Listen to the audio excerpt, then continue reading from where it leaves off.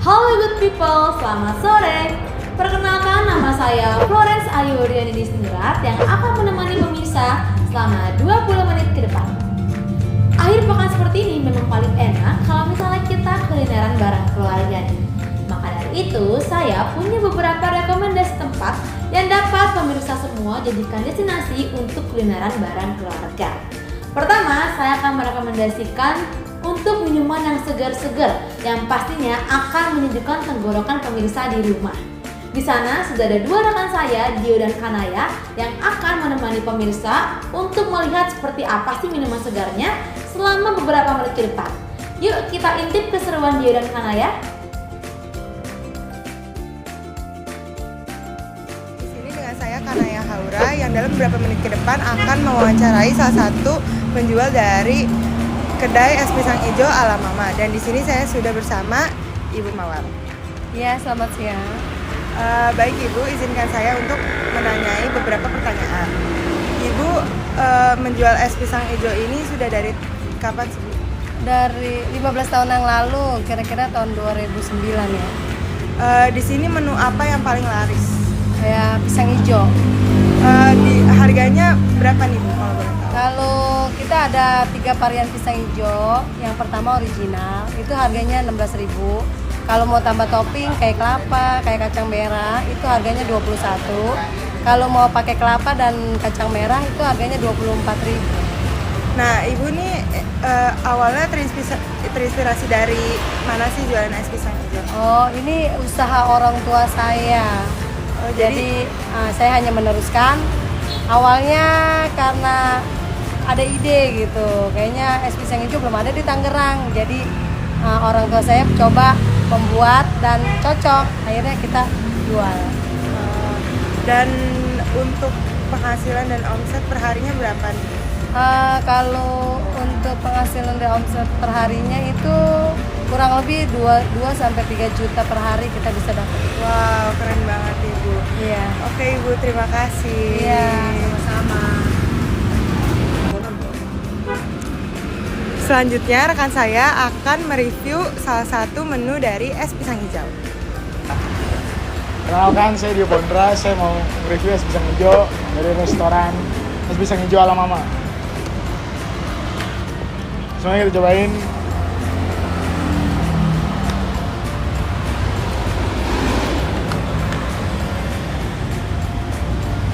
Es pisang hijau enak, gak terlalu manis, terus dia juga kulitnya itu nggak terlalu tebal, jadi pisangnya masih kerasa. Terus buburnya juga santannya pas. Udah gitu aja. Kalau orang mau beli kita kemana? Kalau orang mau beli jalannya depan Pizza Hut di Jalan Dan Mogot. Oke, setelah saya review makanannya, saya mau nanya-nanya ke konsumen di sini. Halo Bu, saya Dio dari SMA 1. Saya mau nanya pengalaman Ibu makan di restoran ini. Oh, makan es pisang kacang hijau ya? Iya Bu. Suka sih, karena kan juga manisnya nggak terlalu over ya, dan pisangnya enak. Terus apa pelayanan di sini udah baik Bu? Ya, sangat memuaskan pelayanannya, karyawannya, sopan. Makanan apa yang Ibu paling suka kalau makan di sini? Es pisang hijau sama tape. Es pisang hijau sama? Tape. Terus Ibu makan di sini tuh sering kah atau baru pertama kali? Beberapa kali udah. Baru pertama kali. Enggak sih, udah beberapa kali. Oh, udah beberapa kali. Ibu puas gak makan di sini? Puas? Puas. Itu aja sih Bu, kasih ya Bu. Iya, sama-sama. Terima kasih Kanaya dan Dio. Wah, pemirsa pasti sudah pada tergiur dong dengan es pisang hijau yang ditawarkan oleh Kanaya dan Dio tadi. Apalagi nih sekarang cuaca di Tangerang lagi panas-panasnya. Tapi nggak cuma sampai situ, saya masih punya banyak rekomendasi kuliner yang akan saya tawarkan kepada pemirsa. Setelah ini, saya akan beralih ke rekomendasi kuliner yang pedas-pedas. Nah, di sana sudah ada rekan saya Idola yang akan menemani pemirsa di rumah untuk menikmati kuliner pedas selama beberapa menit ke depan. Yuk pemirsa, kita intip bagaimana sih makanan kuliner yang pedas itu. Terima kasih Florence. Di sini dengan saya Idola. Saya akan mewawancarai pemilik dari toko sebelah prasmanan yang ada di Desa Rawarengas. Nah, permisi Teh Anggi. Ya, silakan. Izinkan saya untuk mengajukan beberapa pertanyaan ya Teh Anggi. Boleh. Nah, bagaimana sih Teh Anggi itu memulai bisnis seblak prasmanan ini? Kalau ngomongin sejarah perseblakan ya, sebenarnya jauh dari sebelum seblak prasmanan viral, kita udah buka seblak itu kurang lebih itu di tahun 2015. Oh, udah lama ya? Udah lama banget. Tapi zaman itu belum konsepnya prasmanan, tapi memang seblak yang digabung porsian gitu. Nah, dengan perkembangannya kuliner, di sini kita pastinya harus inovasi dengan mengikuti tren yang ada. Nah, ketika ada seblak prasmanan, ya kita nggak mau kalah saing gitu kan. Karena kita juga ngikutin perkembangan gitu sih. Oh, terus tuh apa sih yang membedakan seblaknya Teh Anggi dengan seblak-seblak yang lainnya? Yang paling utama sih tentu rasa. Setiap makanan pasti punya ciri khas sendiri gitu ya. Mungkin kalau untuk bumbu dasar seperti bawang putih, kencur itu mungkin semua seblak pakai. Cuma kita salah satu pembedanya cabai yang kita pakai juga cabai original, bener-bener cabai murni, tidak pakai tambahan seperti anggaplah cabai instan gitu kan. Kita nggak pakai. Jadi untuk di tenggorokan pun sekalipun itu pedas, tapi memang pedasnya nggak bikin sakit perut atau nggak bikin tenggorokan panas gitu kan. Kalau di sebelah-sebelah para tetangga mungkin boleh ya ada beberapa testimoni dari dia teh di sana cabenya agak gini. Nah, itu pembeda juga sih salah satunya. Terus menurut Teteh tuh apa sih menu yang paling sering atau paling diminati di toko Teteh? Karena ini warung seblak, pastinya yang paling best seller adalah seblak itu sendiri gitu kan, dengan aneka topping dan selera masing-masing sih. Mungkin sekarang karena dengan adanya inovasi, dulu mungkin seblak itu hanya terkenal sama kerupuknya aja. Tapi kita di sini kita lengkapin juga dengan berbagai macam frozen foodnya gitu. Jadi untuk semua kalangan seperti anak-anak sekalipun dia pasti suka sama yang namanya sosis dan lain-lain gitu. Iya. Terus menurut Teteh itu tantangan terbesar Teteh selama menjalankan usaha ini itu apa?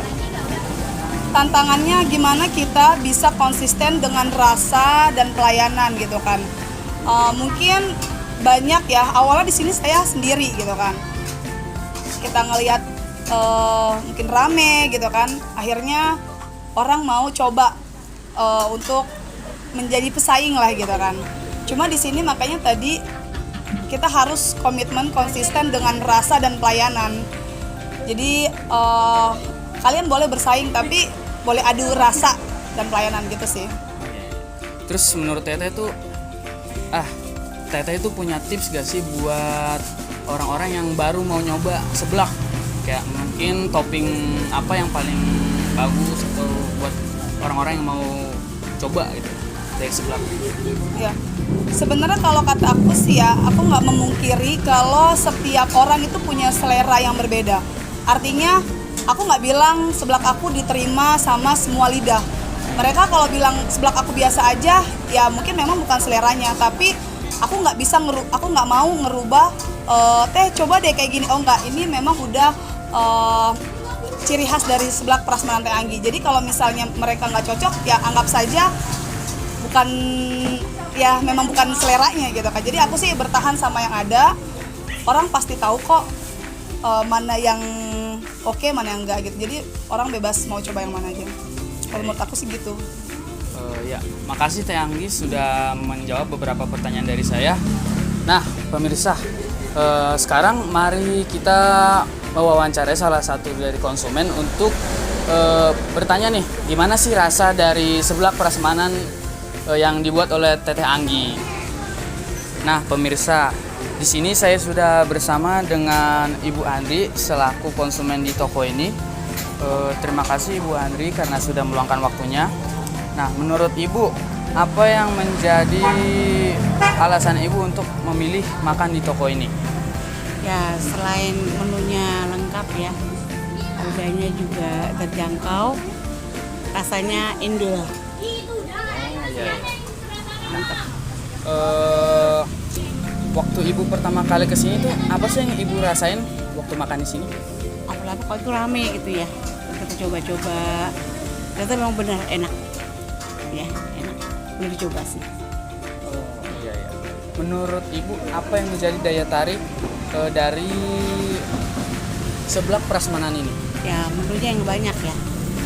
Menunya banyak, harganya juga terjangkau. Yang pasti rasanya enak sih. Oh iya iya. Menurut ibu tempat ini tuh gimana sih? Apa pelayanannya udah bagus atau?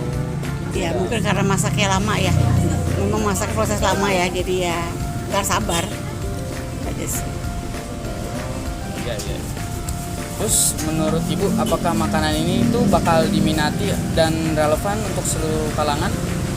Aku rasa karena anak-anak muda ya, jadi pasti suka. Aku juga awalnya dari anak-anak gitu ya, jadi memang saat tadi juga aneh ya, apa sih itu seblak gitu, tapi kan terus lihat-lihat menunya yang kita bisa pilih sendiri, ya kita kan sesuai dengan selera kita ya. Iya iya.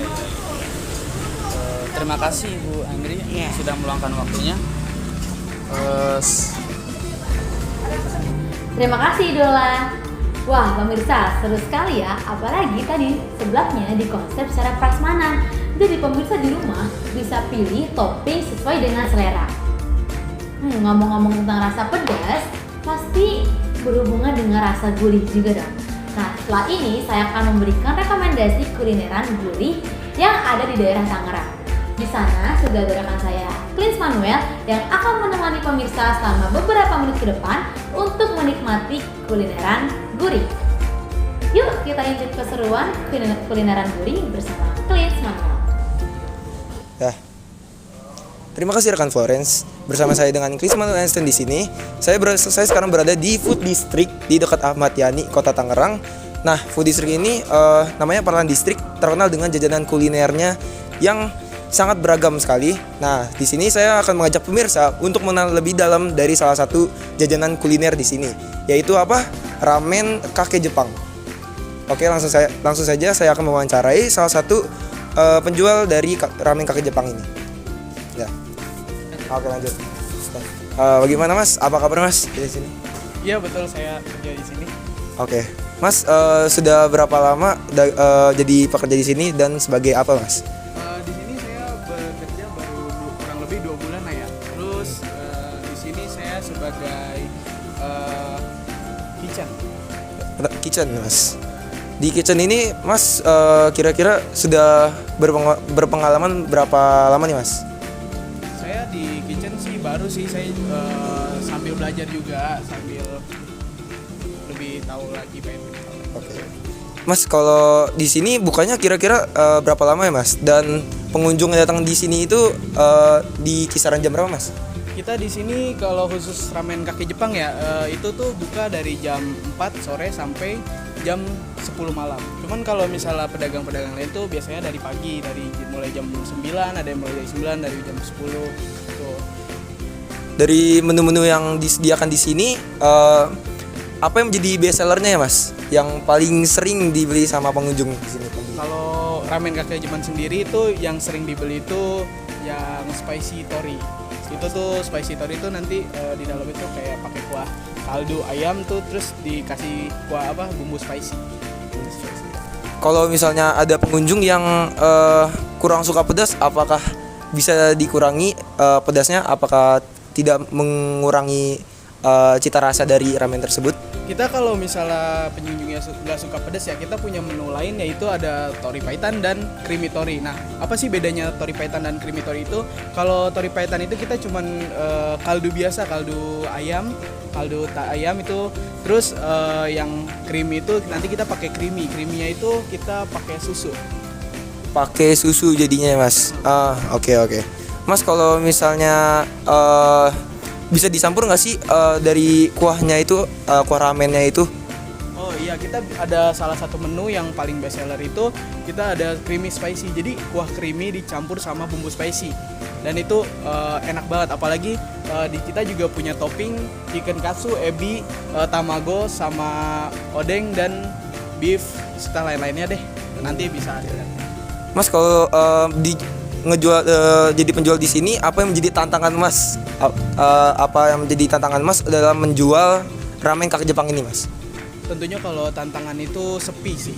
Kalau di sini tuh kadang ya namanya pedagang ya, kadang sepi, kadang rame. Itu sih kalau lagi sepi tuh kadang itu lebih tantangan lagi sih kayak seperti itu. Oke, terima kasih Mas atas waktunya sudah dapat berbincang dengan kami ya Mas ya. Terima kasih banyak. Oke, langsung saja kita cobain salah satu menu best seller dari ramen kaki Jepang ini. Nah, selanjutnya pemirsa, saya akan mencoba salah satu makanan best seller dari ramen kaki Jepang ini, yaitu creamy spicy tori ramen. Oke, langsung saja kita coba. Nah, dari platingnya aja sudah keren banget ya, tertata rapi. Nah, kita coba.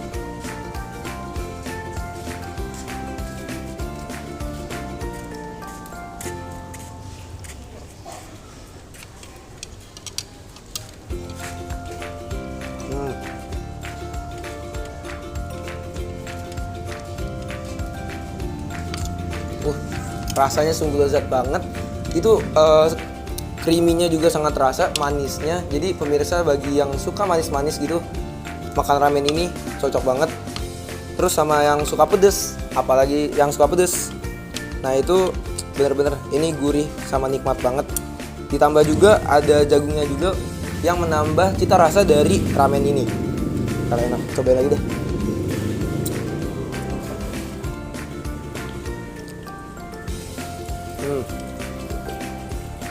Kayak jadi kayak makan. Nah, bagi pemirsa yang penasaran dari rasa si ramen kaki Jepang ini, boleh langsung saja ke Food District Parlan District dari boleh langsung saja ke Parlan District di dekat Ahmad Yani, Kota Tangerang ini. Nah, sekian dari saya pemirsa.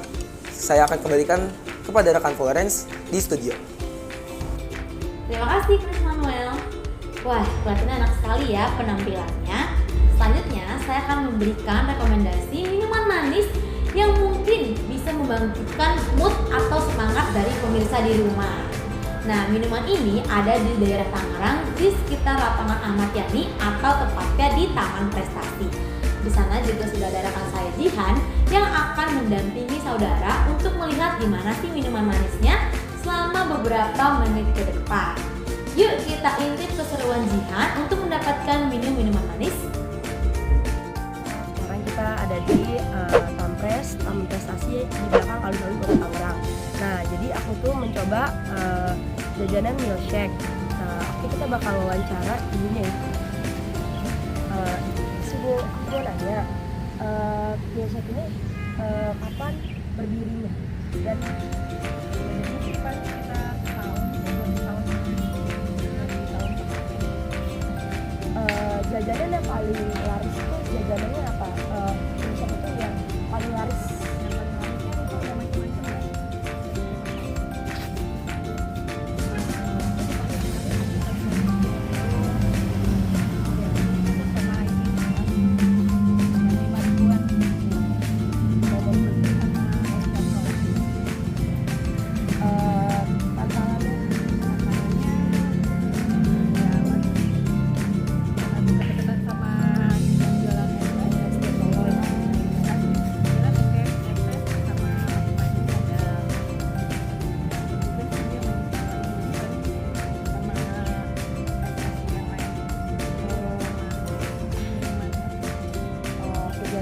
Nah, segitu aja wawancara jajanan milkshake-nya.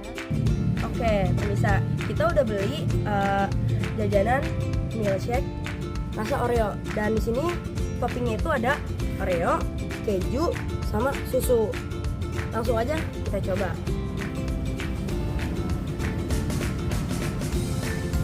Oke, rasanya manis banget pemirsa. Jangan lupa.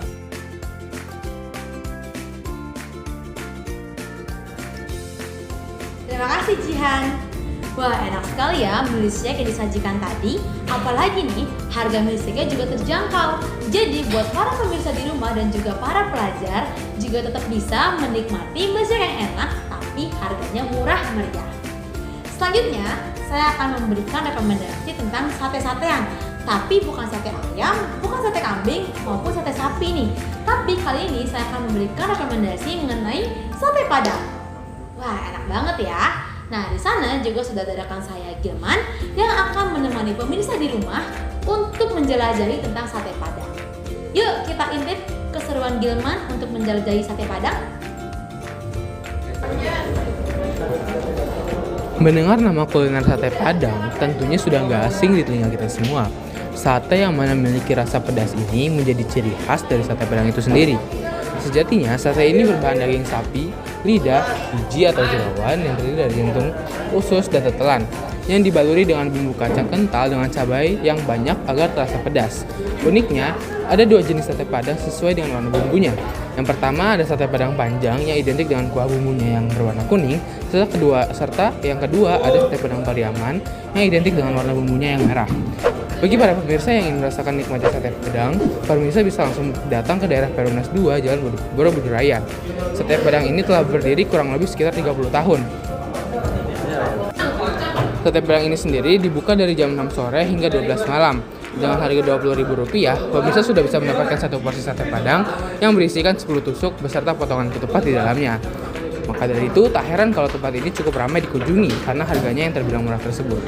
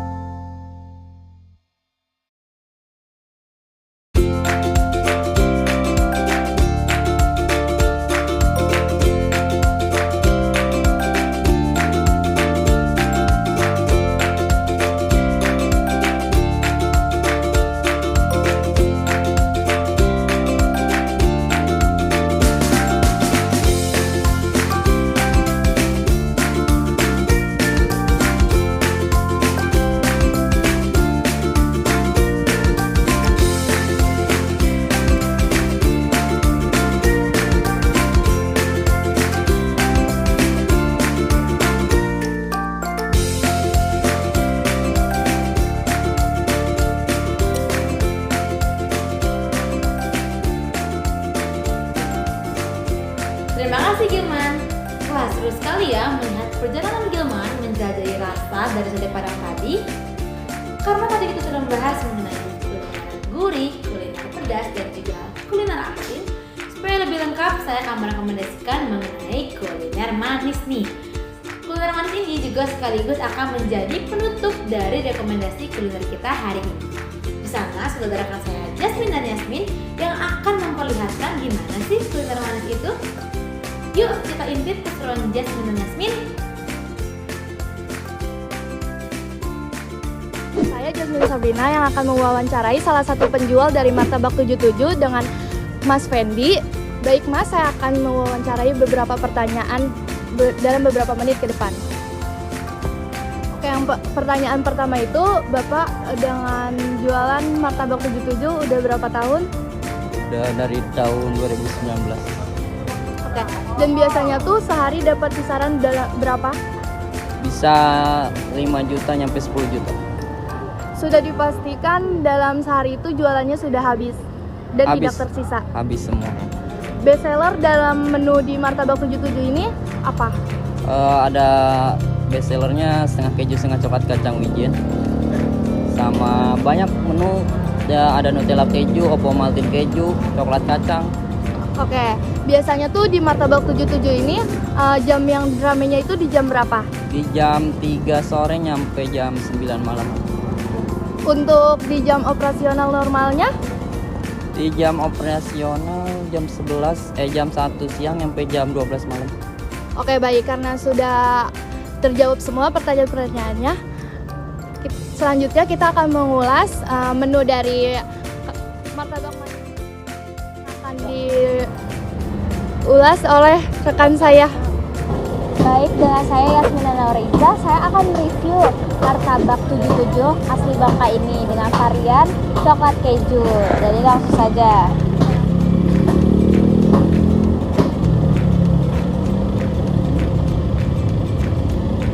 Bisa kita lihat ya pemirsa, jadi tampilan dari martabak ini sangat menggiurkan. Nah, langsung saja kita cobain ya pemirsa. Nah, tampilan ini sangat menggiurkan ya pemirsa, dengan topping yang sangat berlimpah dan daging dari martabak ini yang tebal. Kita coba.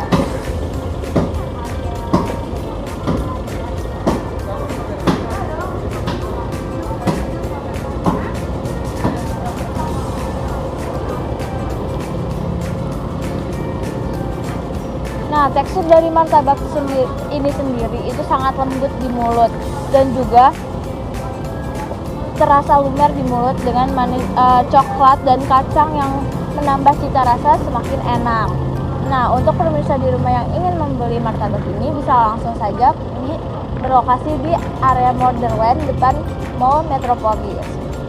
Baik, cukup sekian review dari saya kembalikan ke studio. Wah, pemirsa di rumah, rasanya seru sekali ya, sudah bisa menjelajahi berbagai macam kuliner dari mulai kuliner yang asin, gurih, manis, bahkan pedas sekalipun. Nah, martabak tadi menjadi rekomendasi terakhir di segmen kali ini. Saya Florence, saya pamit undur diri dan sampai bertemu di segmen berikutnya. Terima kasih.